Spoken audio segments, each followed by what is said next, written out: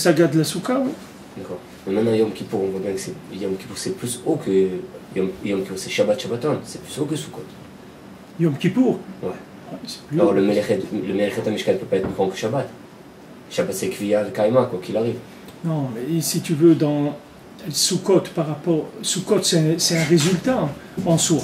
C'est pas une akhala. Sukkot, c'est un résultat. Bien sûr, c'est un résultat déjà. C'est pas que. Je dis, c'est un processus qui commence, qui se met en place depuis Rosh Chodesh Elul jusqu'à Hanouka. Maintenant, Rabbeinu, qu'est-ce qu'il te dit? Que Hanoun Amar Belisloach, c'est-à-dire selon comment tu as été poël, l'Slachna de Yom Kippour, c'est comme ça que tu as Hanouka. C'est lié avec Hanouka directement. C'est-à-dire chaque chose, c'est une étape. Mais le Kippour, c'est le maximum, parce que tu as le Kohen Gadol qui rentre dans le Kodesh HaKodashim le jour de Yom Kippour. C'est-à-dire que tu as toutes les prinotes du Olam, de Zman et Makom et Adam qui sont Nichlal Beyachal, et c'est ça qui fait la kapara des Avonot.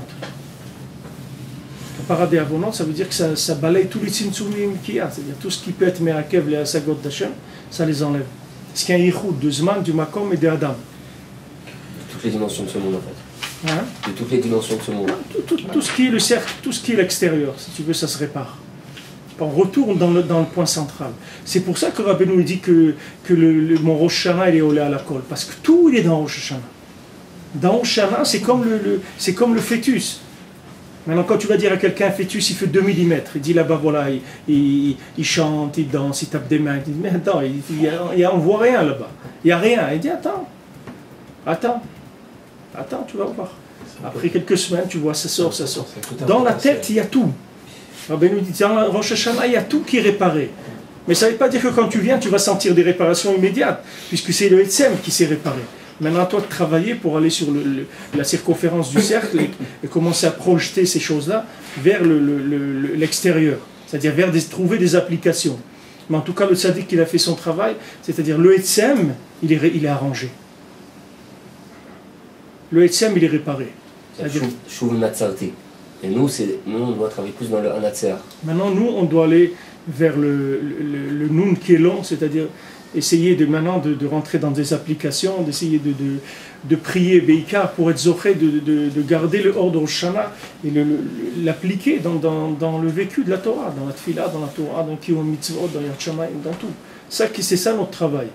Mais le Etzem, il est arrangé. Le Etzem, il est arrangé. Maintenant, après, chacun il a sa Bechira. Je veux dire, c'est pas. De moins en moins. C'est-à-dire que BMS, si quelqu'un est matmide et tout, il va avoir de moins en moins la Bechira. Parce que ça va les choses, à force, le Ben Adam, si tu Rabbeinu, il respecte la Bechira, mais le moins possible. Parce que tant qu'on ne fait pas de chouva, ça le dérange. Rabbeinu, ça le dérange dans son travail, ce qu'il est en train de faire. Quand il a été mékarev des gens, ça fait 10 ans, 20 ans, ils ne font pas de chouva comme il faut. Ça dérange dans le travail. Des fois aussi, c'est comme ça qu'il veut. Des fois, il a besoin de ça. Mais nous, en tout cas, ce qu'il faut faire, c'est avancer au maximum pour ouvrir la porte à d'autres qui attendent qu'on ouvre pour rentrer. C'est là où on est de responsabilité. Mais quand tu dis, tu viens au Rosh Hashanah, je t'ai arrangé l'année, tout ça veut dire quoi? C'est de la magie, c'est quoi ce lien-là? C'est pas de la magie, c'est que tu vas dans le Etzem. Et comme j'ai dit, Rabbi Yehuda en a parlé là-bas, pour Eretz Israël, c'est la même chose. Rabbi nous dit que le tzadikim Yoshuaretz, que les tzadikim ils héritent d'Eretz Israël. Quand tu vas au Man, tu ne sors pas d'Eretz Israël, tu rentres dans le Noun, le petit Noun d'Eretz Israël. C'est-à-dire le Shoresh d'Eretz Israël. Ene Elokechaba Mireshit Shana. Du Rosh Hashanah. Il vient que Ene Elokechaba. C'est de Rosh Hashanah que ça vient que Hachem il a Shgacha Pratit sur Eretz Israël. Le Shoresh il est de Rosh Hashanah. Il est Mireshit Shana. Il explique Rabbi Nathan. Du Rosh Hashanah de Rabbeinu, c'est le Shoresh de la Shgacha Pratit sur Eretz Israël. Quand tu retournes là-bas, quand tu vas là-bas, tu sors pas d'Eretz Israël. Tu vas dans la matrice d'Eretz Israël. Bien sûr que là-bas, tu ne vas pas voir Eretz Israël. Tu comprends? Comme il lui a dit le Baal Shem Tov à Rav Nachman Rodinkai, quand il voulait aller en Eretz Israël, il lui a dit va au mikvé. Alors quand il est revenu, il lui a dit qu'est-ce que tu as vu quand tu étais au mikvé.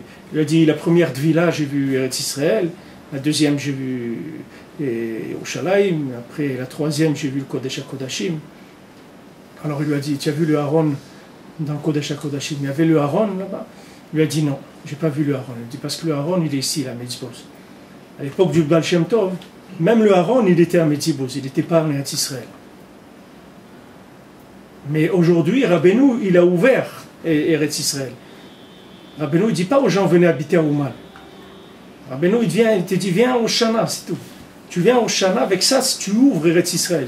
C'est comme si quelqu'un, tu vois quelqu'un qui a 30 ans, 40 ans, 50 ans, tu lui donnes la possibilité de retourner dans un matzav de fœtus et de recommencer sa vie. Tu lui dis, est-ce que tu voudrais maintenant recommencer? On te donne le choix d'arranger tout ce que tu vois qui ne va pas. Est-ce que tu ne serais pas d'accord? C'est sûr que tu serais d'accord. C'est ce qu'il te fait Rabbeinu. Il te ramène vers l'origine de chaque chose.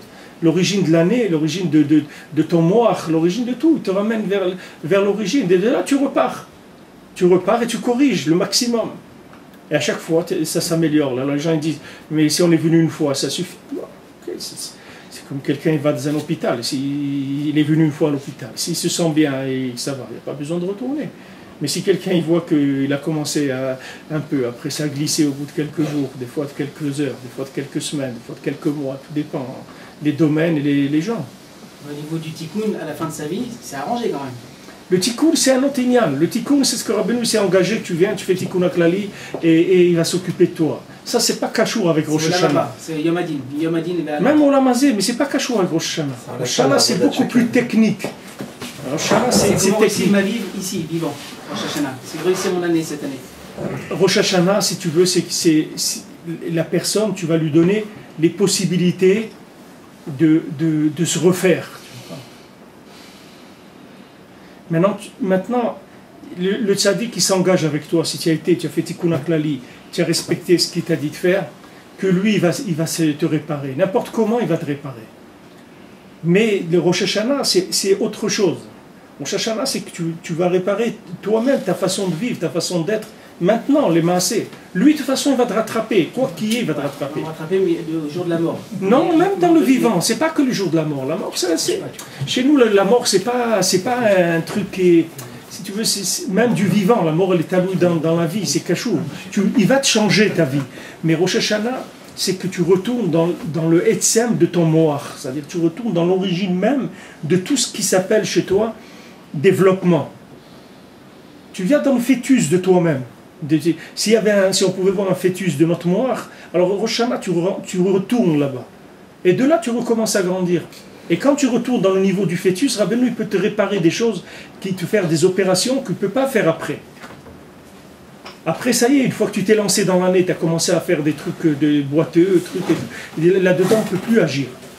On agit au début quand c'est tout be'etzem, que les choses ne sont pas sorties encore. C'est pour ça que Yom Hadin, Rabbeinu dit Bakessé le Yom Chagenu, que c'est le jour où la Levana, elle est mitkassa. Pourquoi elle se cache la Levana? Parce qu'on ne veut pas voir de Levana à Rosh Hashanah. Parce que la Levana, c'est de l'application. On ne veut pas d'application à Rosh Hashanah. On rentre dans le etzem. Avant la naissance. Hein? Avant la sortie du fœtus. Voilà, exactement. On veut retourner dans le etzem.